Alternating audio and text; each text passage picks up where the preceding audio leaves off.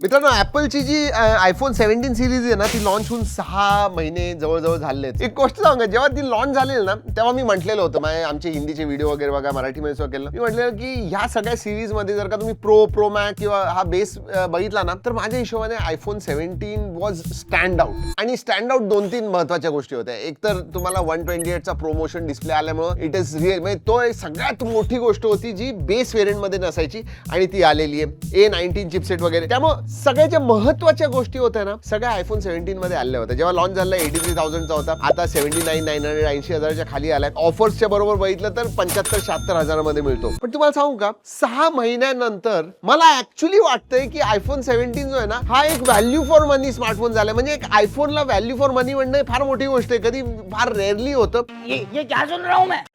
कारण की ह्या वर्षी जे काही फोन्स लॉन्च झाले आहेत ना, ते सगळे इतके महाग आहे. सगळ्यांची प्राइस म्हणजे तुम्ही अँड्रॉइड मध्ये सुद्धा बघा किंवा आयफोनचे बाकीचे सुद्धा बघा, सगळे महाग झालेत. पण हा जर का तुम्हाला 75-80 हजारापर्यंत मिळतोय, I think after 6 months I will say this is what you should take. In fact या वर्षी जे BBD सेल किंवा हे सगळे सेल येतील, जेव्हा तुम्हाला चांगले ऑफर्स वगैरे मिळतील ना, माझ्या हिशोबाने iPhone 17 will be one of the best choices जर का तुम्हाला आयफोनच्या दुनियेत घुसायचं असेल तर, म्हणजे iOSच्या दुनियेत. पण का मी असं म्हणतोय ते सुद्धा तुम्हाला सांगतो. आता क्विकली तुम्हाला सांगेन, 6 महिने वापरल्यानंतर आम्हाला काय वाटलेलं आहे. एक तर ह्याची जी बिल्ड क्वालिटी आहे ना, चांगली आहे, पण अल्युमिनियम फ्रेम आहे. जर का हा 1-2 वेळा पडला ना, तर तुम्हाला डेंट्स वगैरे नक्की दिसतील. म्हणजे मेटल फ्रेम आहे पण अल्युमिनियम आहे, त्यामुळे केस वगैरे वापरायला चालू करा. एक गोष्ट मला आवडलेली, यावेळी जी सेरामिक शील्ड 2 आलेले आहे ना, ते खरंच चांगले. पहिल्या मागच्या वर्षीच्या किंवा त्याच्या मागच्या वर्षी जर का तुम्ही आयफोन बघितले, फॉर एक्झाम्पल 15 किंवा 16 वगैरे बघितले ना, तर थोडे जास्त स्क्रॅचेस होते. या वेळेला कमी आहेत. त्यामुळे सेरामिक शील्ड ही जास्त स्ट्रॉंग, सेरामिक शील्ड 2 ही जास्त स्ट्रॉंग झाली. प्रिव्हियस जनरेशन पेक्षा काहीतरी 3x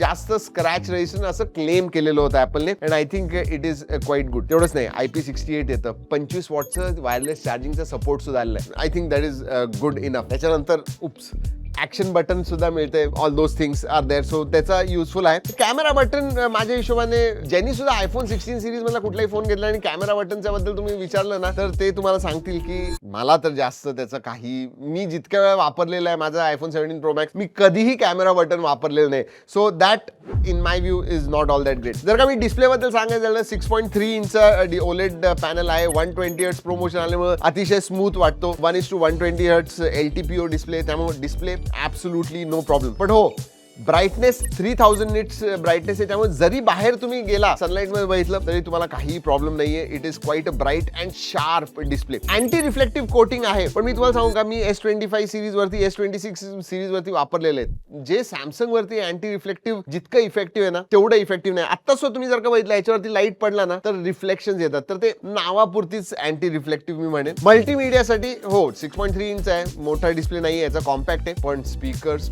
I think best in class म्हणायला हरकत नाही. एक्सलंट स्पीकर आहे, काहीच प्रॉब्लेम नाही.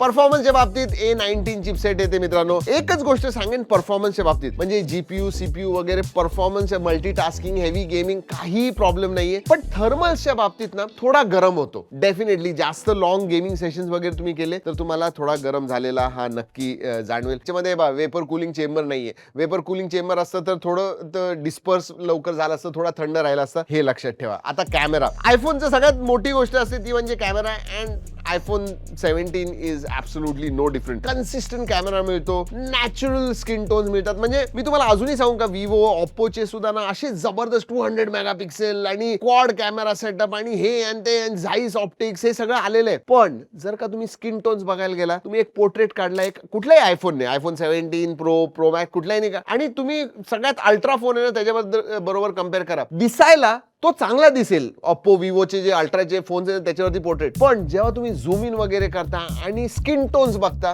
I mean iPhone is even unmatched. म्हणजे तुम्हाला जे ब्लेमिशेस असतील, ते चेहऱ्यावरती थोडे डाग वगैरे असतात, ते सुद्धा क्लिअरली दिसतात. त्यामुळे नॅचरली येतात. मी असं नाही म्हणत की चांगले येतात, they come out exactly as they are, आणि ते महत्वाचं आहे बऱ्याच लोकांना. आणि videos again, I mean iPhone वरती क्रिएटर्स जर का तुम्ही विचारला तर प्रत्येक क्रिएटरकडे हा आयफोन असतो फॉर अ रिझन, कारण की त्याची व्हिडिओ क्वालिटी अनमॅच असते, इव्हन माईक क्वालिटी वगैरे जबरदस्त आहे. आणि ह्याच्यामध्ये तुम्हाला 48 मेगापिक्सेल प्लस 48 मेगापिक्सेलचा अल्ट्रा वाईड मिळतो, प्रायमरी सेन्सर 48 मेगापिक्सेलचा. आता नेगेटिव्ह काय, झूम करू शकत नाही कारण की ह्याच्यामध्ये टेलिफोटो सेन्सरच नाहीये. पण yes, that is the compromise. 2x सुद्धा तुम्ही लॉसलेस यांनी काढू शकता, पण 3x 4x वगैरे तुम्हाला काढायचे असतील तर definitely you have a problem. 18 मेगापिक्सेलचा सेल्फी सेन्सर सुद्धा चांगला आहे. व्हिडिओग्राफीमध्ये 4K 60 FPS वगैरे तुम्ही काढू शकता. सो कॅमेराच्या बाबतीत absolutely no problem except one, zoom नाहीये. झूम फार महत्वाचा असेल, टेलिफोटो महत्वाचा असेल तर दुसरे भरपूर ऑप्शन्स आहेत, त्याच्याकडे तुम्ही डेफिनेटली बघू शकता. आता बॅटरी, छोटा कॉम्पॅक्ट फोन आहे, बॅटरी 3692 mAh ची आहे. जरी छोटा असला, जरी हलका असला ना, तरी नॉर्मल युजर साठी मी म्हणेन दिवसभर तुम्हाला जाईल. म्हणजे तुम्ही वायफाय वगैरे वापरत असाल ना, तुम्हाला 7 hours स्क्रीन ऑन टाइम मिळेल, which is more than enough for the entire day. संध्याकाळी तुम्हाला रात्री झोपताना तुम्ही चार्ज करा, परत दुसऱ्या दिवशी पूर्ण दिवसभर वापरू शकता. पण हो, दिवसभर जर का तुम्ही 5G वरती असाल तर 1-1.5 तासाने तुमचा स्क्रीन ऑन टाइम कमी होतो. बरेच लोक जे आउटडोर्स असतात, कंटिन्युअसली 5G वगैरे वापरतायत, हेवी गोष्टी करतायत, त्यांना संध्याकाळी 6, 7, 8 पर्यंत एखाद वेळेस चार्ज करण्याची गरज लागेल. तर हे तुम्ही नक्की लक्षात ठेवा. पण यावेळी चांगलं आहे, 25 वॉट वरनं 40 वॉट वायर्ड चार्जिंग आले जे सपोर्ट करतं. म्हणजे तुम्हाला 20 मिनिटात 0 to 50% तुम्ही करू शकता, त्यामुळे तो आहे. आणि एक गोष्ट महत्वाची, जेव्हा तुम्ही आयफोन घेता कुठल्याही बॉक्समध्ये तुम्हाला अडॅप्टर मिळत नाही, तो वेगळा तुम्हाला घ्यायला लागतो, हे लक्षात ठेवा. कॅमेरा बरोबर अजून एक गोष्ट हायलाइट आहे आयफोनची, ती म्हणजे iOS. पण इथं थोडंसं छोटंसं पण मी म्हणेन, iOS 26 खूप बगी होतं. म्हणजे तुम्ही त्याच्यानंतर 26.1 आलं, 26.2 आलं, आता 26.3 आलेलं आहे. बग्स फिक्स झालेले आहेत, पण अजूनही कधीतरी स्टटर, कधीतरी कुठंतरी फ्रेम ड्रॉप किंवा असं थांबलंय मध्ये जिटरी, असं बग्स सुद्धा तुम्हाला एखाद दुसरे मिळतील. 26 जेव्हा ओरिजिनली आलं तेवढे बग्स आता नाहीये 26.3 मध्ये. होपफुली जेव्हा iOS 27 8 तारखेला 8 जूनला WWDC आहे, जिथं iOS 27 येणार आहे, त्याच्यामध्ये प्लीज ऍपल एवढे बग्स आणू नका. बाकी सगळं चांगलं आहे, पण ऍपल इंटेलिजन्स आणि अँड्रॉइडचे फोन्स बघा कुठं AI वरती गेलेले आहेत, काय काय देतात तुम्हाला आर्टिफिशियल इंटेलिजन्स मध्ये. ह्यांची तर जी असिस्टंट आहे ना सिरी, ती सुद्धा अजून हुशार झालेली नाहीये. ठीक आहे, आता जेमिनी बरोबर टायअप केलंय आणि ते तिच्या ब्रेन मध्ये जेमिनी प्लग केलेलं आहे. आता बघूया iOS 27 मध्ये किती चांगलं आहे. पण हो, आर्टिफिशियल इंटेलिजन्स म्हणा, बग्स म्हणा, या बाबतीत थोडे आहेत. But iOS is iOS. त्याचं सगळ्यात मोठा म्हणजे तुम्हाला रेग्युलर अपडेट्स मिळतात, 6-7 वर्षाचे अपडेट्स मिळतील. ह्याचे जे ऍपल इंटेलिजन्सचे फीचर्स येतील किंवा अजून नवीन नवीन फीचर्स येतील, ते सगळे तुम्हाला मिळतील. त्याचा काही प्रॉब्लेम नाही. आणि जर सांगितलं 26.3 जे आहे ना लेटेस्ट अपडेट, ते थोडं रिफाईंड वाटतं, त्यामुळे तुम्ही नक्की त्याच्याकडे बघू शकता. आणि हो, ऍपल इकोसिस्टम मध्ये तुम्ही असाल ना तर ऑप्शनच नाहीये. आणि त्यांचा इकोसिस्टम म्हणजे असा जबरदस्त आहे, देयर इज नो क्वेश्चन. हे बघा, मी AI बद्दल तुम्हाला सांगितलं की अजिबात म्हणजे एकदमच मागं आहेत ते, पण आहेत व्हिज्युअल इंटेलिजन्स वगैरे येतं, नोट्स असिस्टंट वगैरे आहे, पण गॅलेक्सी AIच्या कंपॅरिझन मध्ये फार माग आहे, एवढं मी तुम्हाला नक्की सांगेन. आणि फायनली आयफोन घेण्याचा एक फायदा सुद्धा असतो. म्हणजे तुम्हाला जर का कुठलाही तुम्ही आयफोनचा घेतला ना, केस पाहिजे असेल, ऍक्सेसरी पाहिजे असेल, मॅगसेफचं पाहिजे असेल, वॉलेट्स पाहिजे असेल, इतके ऍक्सेसरीज मिळतात. I don't think there is any other phone, whether it is अँड्रॉइडच्या दुनियेत कुठलाही फोन असा नाही की इतके ऍक्सेसरीजचा सपोर्ट तुम्हाला मिळतो. तर ते सगळं आहे. सो फायनली काय वाटतं मला आयफोन 17 बद्दल, हे बघा, आतापर्यंत मला सगळ्यात मोठा प्रॉब्लेम होता की प्राइस हा जरा इश्यू होता आयफोनचा. पण आयफोन 17 मला ऍक्च्युअल व्हॅल्यू फॉर मनी वाटतं, कारण की हे बघा, A19 आहे, यावेळेला तुम्हाला 256 GB वेरियंट मिळतो. हो,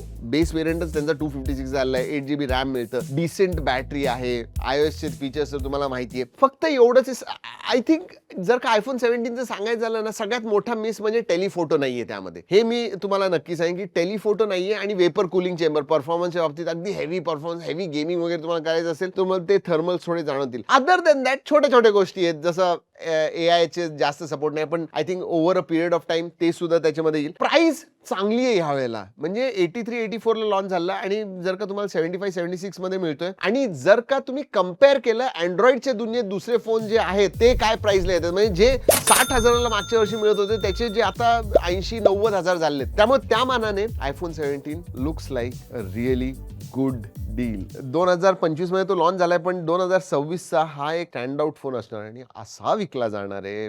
मागच्या वर्षी आयफोन 16 तसा होता, या वर्षी आयफोन 17 कहर करणार आहे असं मला वाटतं. चला मित्रांनो, या व्हिडिओमध्ये एवढंच. पुढच्या व्हिडिओपर्यंत जय हिंद, जय महाराष्ट्र.